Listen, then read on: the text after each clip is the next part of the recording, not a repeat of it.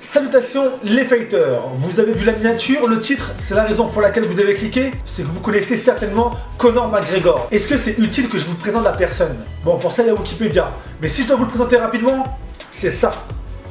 Ou plutôt, ça.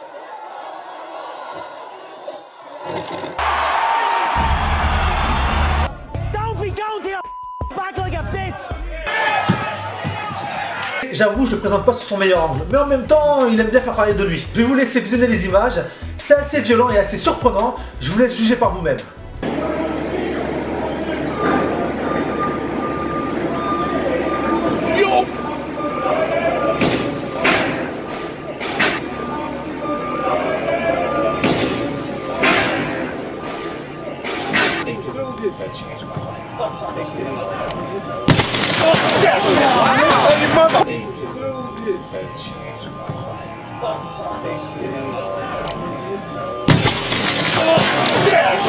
Après une conférence de presse de l'UFC à laquelle il n'aurait pas été convié, Conor McGregor aurait pété un plomb. Il aurait pris ce diable qu'il aurait jeté sur ce bus où à l'intérieur se trouvaient plusieurs combattants de MMA. Il se trouve qu'il y a un combattant qui a été blessé par les projectiles de verre lorsqu'il a jeté le diable contre les vitres.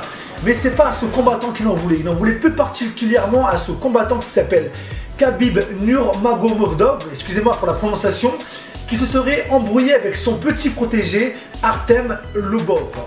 C'est le petit protégé donc de Conor McGregor. Si je reprends tout depuis le début, il y a plusieurs choses qui ont mis donc McGregor dans cet état de colère. La première chose est le fait qu'il n'ait pas été convié à cette conférence de presse de l'UFC. La deuxième serait aussi, comme je vous l'ai dit, donc ce fameux Khabib qui se serait embrouillé avec son petit protégé Artem. Et donc la troisième chose serait aussi le fait que le responsable, donc le directeur de la fédération du UFC, aurait retiré le titre de champion à Conor McGregor parce que ça faisait un certain moment qu'il n'avait pas combattu. Il faut savoir aussi que Conor McGregor est poursuivi de 4 chefs d'inculpation. Autant vous dire, il risque gros. Il risque jusqu'à 11 ans de prison. Ce qui est dingue, c'est qu'on a vraiment l'impression d'être dans une série américaine. On le voit avec toute une escorte de policiers autour de lui et tous ces journalistes qui sont là, qui sont en train de prendre des photos. Voilà, ça prend une proportion vraiment juste délirante et c'est dommage pour lui d'en arriver là parce que je pense que ça va entacher son image. Affaire à suivre. J'espère que cette vidéo vous aura plu. N'hésitez pas à laisser un petit pouce bleu, ça fait toujours plaisir.